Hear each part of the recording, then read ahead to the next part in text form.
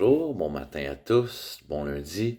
J'avais envie de partager un peu des réalisations des derniers temps, un peu comme à l'habitude. Il se passe tellement de choses, ça bouge. Puis là, je vais vraiment juste parler un peu de mes expériences personnelles en lien avec ce qui se passe ces temps-ci. Comme d'habitude, je me plonge vraiment profondément dans ma méditation, dans ma pratique. J'essaie d'aller chercher le plus possible de réponses, puis de ramener ça du mieux que je peux à ceux que ça peut faire du bien. Donc, prenez pas ça pour du cash, c'est ma version, c'est mes visions, c'est ce que je conçois, mais j'ai vraiment l'appel de partager. Donc, ça va comme suit. J'ai l'impression que ces temps-ci, on vit vraiment un énorme processus de mort pour mieux renaître. Donc, ce qui est appelé à mourir, c'est tout ce qui a été créé basé sur la peur. Donc, tout pendant des centaines, des milliers d'années, les générations précédentes, on est dans un mindset de devoir contrôler, d'avoir peur, de se sentir séparé du tout, de devoir se protéger, de devoir accumuler des ressources, de devoir... euh, toute cette dynamique-là a beaucoup renforcé l'ego, puis a créé une société, a créé une humanité en général basée beaucoup sur préserver l'intégrité parce qu'on a peur de s'ouvrir, on a peur de se laisser aller, puis on n'a pas non plus les compréhensions ou dans les connaissances pour comprendre, concevoir, pour ressentir qu'au fond, on est juste un. Puis c'est ça, j'ai l'impression qu'on est en train de réaliser tranquillement. C'est toutes les couches, toutes les façades, tous les dogmes, tous les conditionnements qu'on a dû accumuler pour fitter dans ce système-là qui était basé sur la peur de notre prochain plutôt que l'amour de notre prochain. Donc toute l'adaptation qu'on a dû vivre, qu'on a dû produire en nous, donc l'ego dans le fond, la personnalité, s'est développée pour survivre dans un monde qui était malsain, tu sais.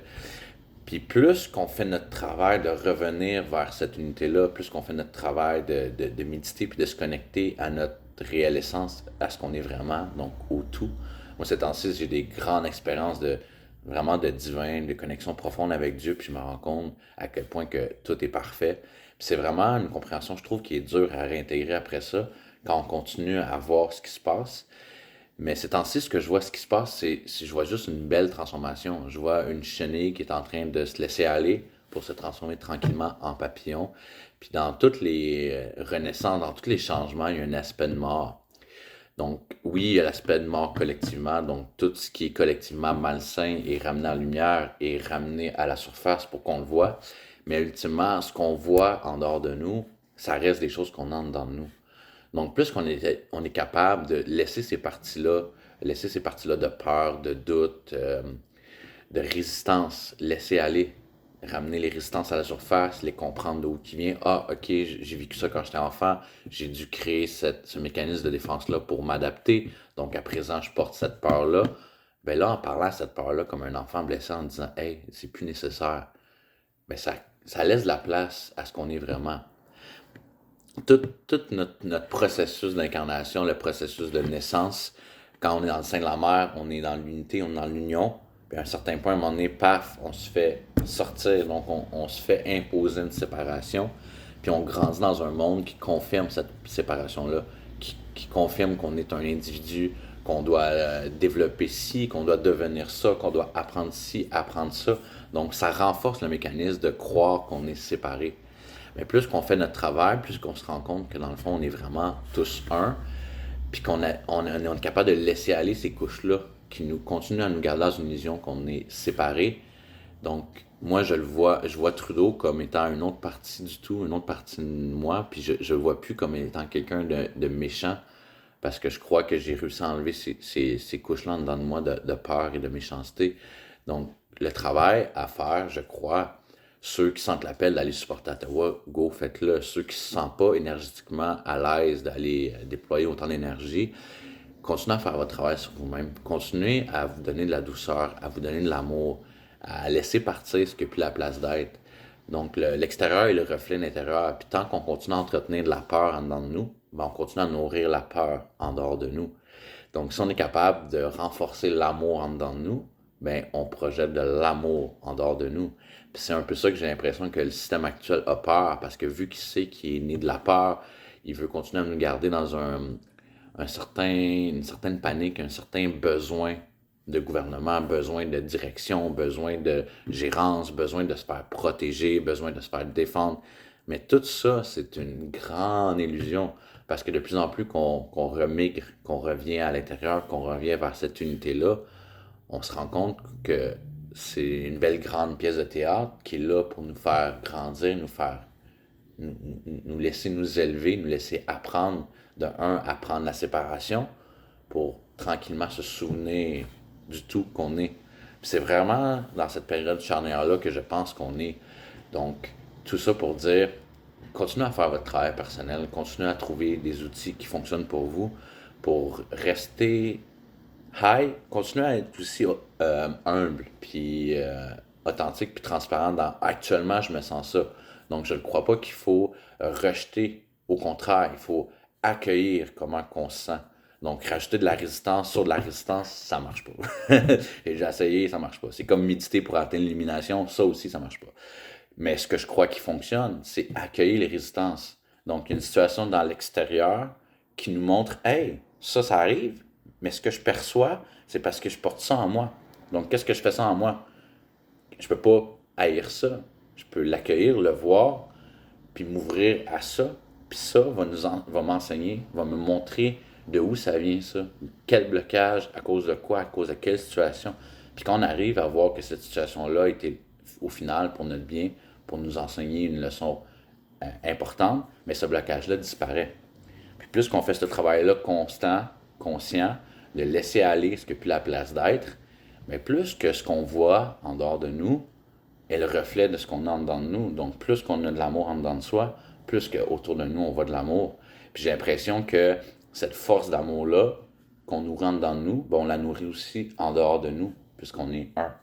Donc, c'est justement, je pense que c'est vraiment important de s'accorder un instant, un endroit vraiment sacré en dedans de nous, puis aller fréquemment pour justement continuer notre travail conscient, notre travail de reprogrammation un peu de tout ce qui est plus vrai, de tout ce qui est vrai, de trouver l'équilibre là-dedans pour tranquillement laisser ces parties-là qui ont plus l'espace mourir pour laisser naître cette vérité-là, cette essence-là qu'on est vraiment. Puis dans ce processus-là, plus qu'on le fait intérieurement, ça a un effet sur tout le monde. Ça a un effet autour de nous.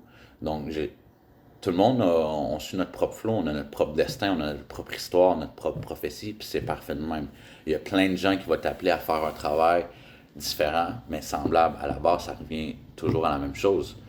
Faire de notre mieux. On peut pas faire autrement que faire de notre mieux. Tout le monde fait de notre mieux. Même le pire criminel, si tu prends Hitler, Hitler a quand même fait de son mieux malgré tout ce qu'il a fait, selon ce qu'il savait. Donc, quand on arrive à avoir de la compassion, autant pour nous, sur toutes les fois qu'on a été blessé, toutes les fois qu'on a fait des erreurs, qui n'est pas vraiment une erreur, mais bon, toutes les fois qu'on a tombé pour mieux se relever, plus qu'on a de la compassion pour nous, mais plus qu'on arrive à avoir de la compassion pour l'extérieur aussi. Puis j'ai l'impression que c'est dans cette dynamique-là qu'on va arriver à un peu guérir l'humanité en se guérissant soi-même. Dans tous les textes, ça dit tout le temps ça, soit le changement que tu vas voir dans le monde, mais je pense que là, c'est le moment ou jamais de vraiment agir là-dessus, puis de vraiment le faire concrètement, avec dans l'ici maintenant, avec ce qu'on peut faire maintenant. Donc c'est pour ça souvent quand que les gens que je connais m'approchent pour me dire hey, je fais le pas, j'aurais besoin d'aide, j'aurais besoin d'ici. Mais moi je leur dis ok, dans le moment présent, à l'instant, quel outil tu peux utiliser là? Respirer, aller sur ton balcon, les pieds dans la neige, de shaker, peu importe. Là, on est ramené à faire ça. Surtout ceux qui sont vraiment dans un état de détresse actuellement. On est obligé, on est poussé vers ça, vers le lâcher-prise.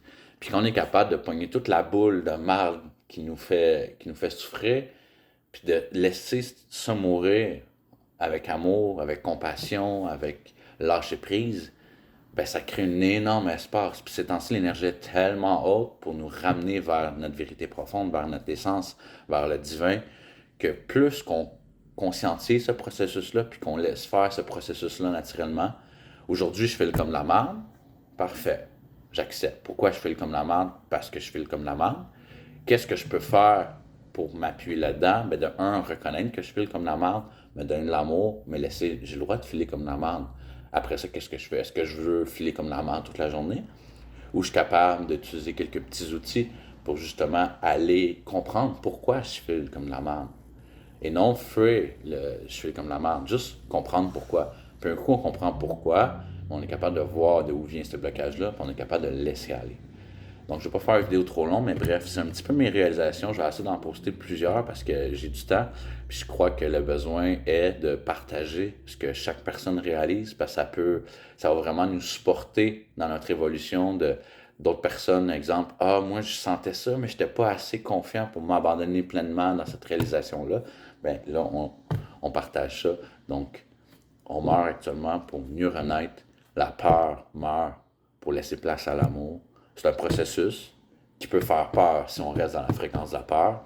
Mais un coup qu'on arrive à transcender ça et aller dans la fréquence de l'amour, on se rend compte que tout est une grande bénédiction déguisée, puis que toute l'expérience humaine est juste un grand apprentissage pour la conscience, pour nous faire passer de on est tout, on n'est rien, on sait rien, pour redevenir vers le tout. C'est mon petit grain de sel, c'est ce que je crois. Donc sur ce, je nous aime. Namasté.